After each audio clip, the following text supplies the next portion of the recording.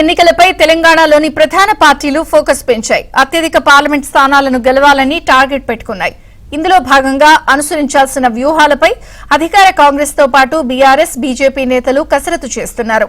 ఆయా పార్టీల నేతలతో వరుస సమావేశాలు నిర్వహిస్తూ కార్యకర్తలకు దిశానిర్దేశం చేస్తున్నారు.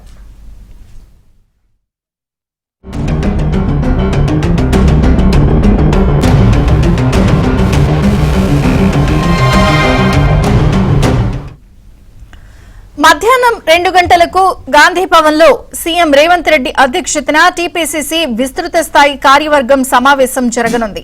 తెలంగాణలో కాంగ్రెస్ అధికారంలోకి వచ్చాక జరుగుతున్న మొదటి కార్యవర్గ సమావేశం కావడంతో ప్రతి ఒక్కరూ హాజరు కావాలని టీపీసీసీ ఆదేశించింది. ఈ కార్యక్రమానికి నూతన ఇన్ఛార్జ్ దీప్దాస్ మున్షి హాజరు కానున్నారు. రాబోయే పార్లమెంట్ ఎన్నికల ఎజెండాగా టీపీసీసీ విస్తృత స్థాయి కార్యవర్గం సమావేశం నిర్వహించనున్నారు. సార్వత్రిక ఎన్నికల్లో అనుసరించాల్సిన వ్యూహం, పార్టీ బలోపేతంపై సీఎం రేవంత్ రెడ్డి పార్టీ శ్రేణులకు దిశానిర్దేశం చేయనున్నారు.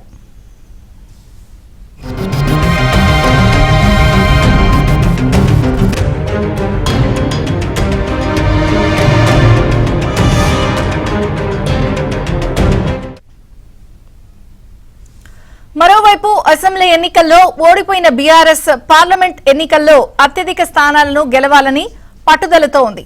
తెలంగాణ భవన్లో సన్నాహక సమావేశాలు ప్రారంభమయ్యాయి. మొదటి రోజు ఆదిలాబాద్ పార్లమెంటుపై సమీక్ష సమావేశం జరుగుతోంది. పార్లమెంటు పరిధిలోని ఒక్కో అసెంబ్లీ నియోజకవర్గం నుంచి 70 మంది చొప్పున మొత్తం 490 మంది ముఖ్య నేతలను ఆహ్వానించారు. పార్లమెంట్ ఎన్నికల్లో అనుసరించాల్సిన వ్యూహాలపై నేతలకు BRS working president MLA KTR దిశానిర్దేశం చేస్తున్నారు. ఈ నెల 21న హైదరాబాద్, సికింద్రాబాద్ సమీక్షతో సన్నాహక సమావేశాలు ముగియనున్నాయి. ఈ సమావేశాల్లోనే ఎంపీ అభ్యర్థులపై కేటీఆర్ క్లారిటీ ఇవ్వనున్నారు. మెదక్ నుంచి కేసీఆర్ పోటీ చేసే ఛాన్స్ ఉంది. మిగతా సిట్టింగుల్లో మెజారిటీ స్థానాలను మార్చే యోచనలో బీఆర్ఎస్ ఉన్నట్లు సమాచారం.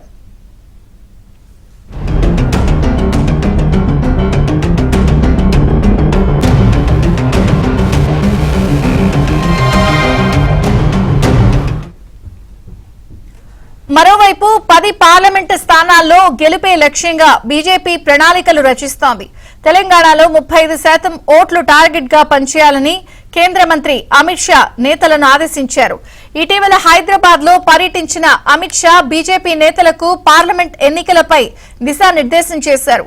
ముఖ్య నేతలందరూ సమన్వయంతో పనిచేయాలని వార్నింగ్ ఇచ్చారు.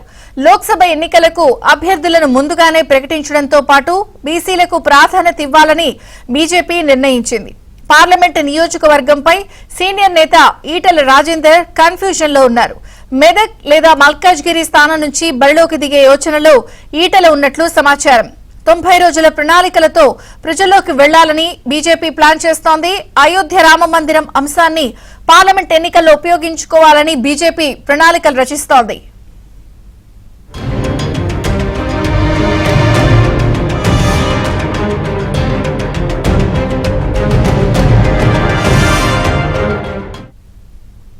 త్వరలో జరగబోయే పార్లమెంట్ ఎన్నికలకు సంబంధించి గెలుపే లక్ష్యంగా తెలంగాణలో 3 ప్రధాన పార్టీలు అధికారంలో ఉన్న కాంగ్రెస్, అటు మరొక పక్కన బీఆర్ఎస్, బీజేపీ వ్యూహాలు సిద్ధం చేసుకుంటున్నాయి.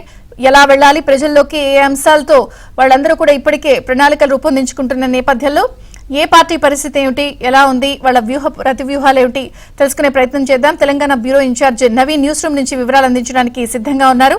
Naveen, over to you. So Vijay Chandrika, తెలంగాణలో అసెంబ్లీ ఎన్నికల తర్వాత ప్రస్తుతం లోక్సభ ఎన్నికలకు సంబంధించిన మూడ్ రోజు రోజుకి తెలంగాణలో ముఖ్యంగా లోక్సభ ఎన్నికలకు సంబంధించిన మూడ్ అయితే కనిపిస్తుంది. మనం ప్రధానంగా కనుక చూస్తే ఇవాళ తెలంగాణలో ముఖ్యంగా లోక్సభ ఎన్నికలకు సంబంధించి కాంగ్రెస్ పార్టీ పీసీసీ విస్తృత స్థాయి సమావేశం ఇవాళ జరుగుతోంది. తెలంగాణ కాంగ్రెస్ వ్యవహారాల ఇన్ఛార్జిగా వచ్చినటువంటి దీప్దాస్ మున్షి ఇవాళ గాంధీ భవన్ లో రేవంత్ రెడ్డి అలానే కాంగ్రెస్ పార్టీకి సంబంధించినటువంటి సీనియర్ నేతలతో భేటీ కాబోతున్నారు. ప్రధానంగా ఇవాళ ఈ లోక్సభ ఎన్నికలకు సంబంధించి అభ్యర్థుల ఎంపిక విషయంలో ఇప్పటికే కాంగ్రెస్ పార్టీ ఒక స్పష్టతగా వచ్చింది.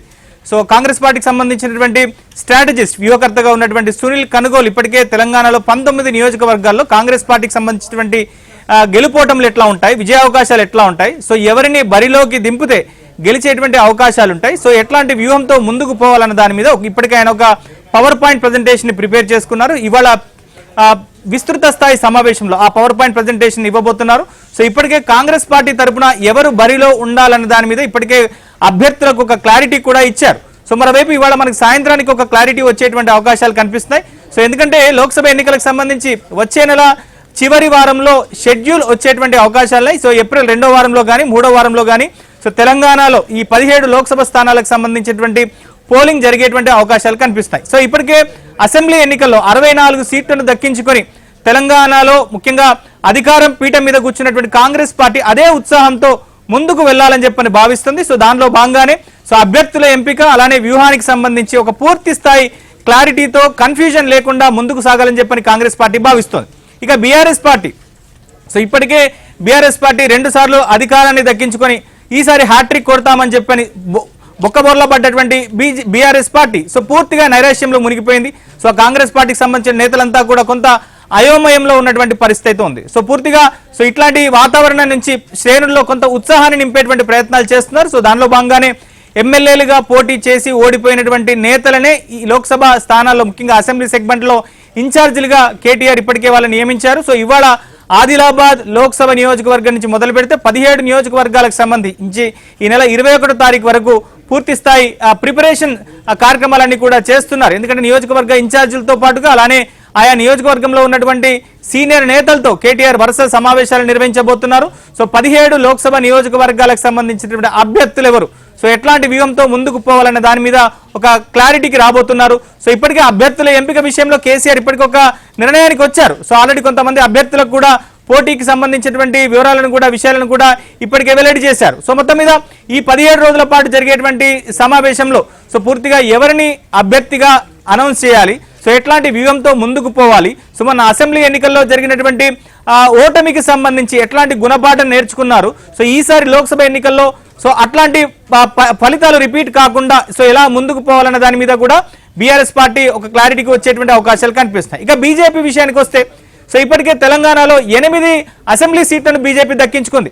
సో వాస్తవానికైతే బీజేపీలో ఉన్నటువంటి అంతర్గత కుమ్ములాటలు కానీ లేదా నాయకుల మధ్య ఉన్నటువంటి సమన్వయ లోపం కనుక లేకుంటే ఖచ్చితంగా ఈసారి తెలంగాణలో డబుల్ డిజిట్ స్థానానికి బీజేపీ చేరేటువంటి అవకాశాలు ఉన్నట్టుగా బీజేపీ పెద్దలంతా కూడా భావిస్తున్నారు. సో దానిలో భాగంగానే ఇటీవల అమిత్ షా హైదరాబాద్ లో పర్యటించారు. సో లోక్సభ ఎన్నికలకు సంబంధించి పార్టీ నేతలతో సమావేశం కూడా నిర్వహించారు. సో దిశానిర్దేశం చేశారు. 30% తక్కువ కాకుండా ఈసారి ఓట్ షేర్ ని తెలంగాణలో దక్కించుకోవాలి, 10 లోక్సభ సీట్లను టార్గెట్ పెట్టుకొని పని చేయాలని చెప్పని అమిత్ షా పార్టీ నేతలకు దిశానిర్దేశం చేశారు. సో మొత్తం మీద ఓవరాల్ గా తెలంగాణలో ప్రధానంగా ఈ 3 పార్టీలు కూడా ఈ లోక్సభ ఎన్నికలని చాలా కీలకంగా తీసుకున్నాయి. సో ఎందుకంటే జాతీయ పార్టీలుగా ఉన్నటువంటి బీజేపీ కాంగ్రెస్ పార్టీలే ఈసారి లోక్సభ ఎన్నికల్లో హాట్ ఫేవరెట్ గా బరిలోకి దిగుతున్నాయి. మరోవైపు పోయినటువంటి ఏదైతే అసెంబ్లీ ఎన్నికల్లో నష్టపోయినటువంటి దాన్ని ఈసారి లోక్సభ ఎన్నికల ద్వారానే సరే పూడ్చుకోవాలనేటువంటి ఆశతో బీఆర్ఎస్ పార్టీ ఉంది. సో ప్రధానంగా ఇవాళ ఈ 2 పార్టీలు కాంగ్రెస్ పార్టీ బీఆర్ఎస్ పార్టీలో జరుగుతున్నటువంటి సమావేశాలే కావచ్చు, మరోవైపు బీజేపీ ఎట్లాంటి వ్యూహంతో ముందుకు పోతుంది, మరోవైపు బీజేపీ తరఫున సీట్లు ఆశిస్తున్నటువంటి నేతలు ఎవరు, సో ఎవరికి టికెట్ దక్కేటువంటి అవకాశాలు ఉన్నాయి. సో ఈ అన్ని అంశాలు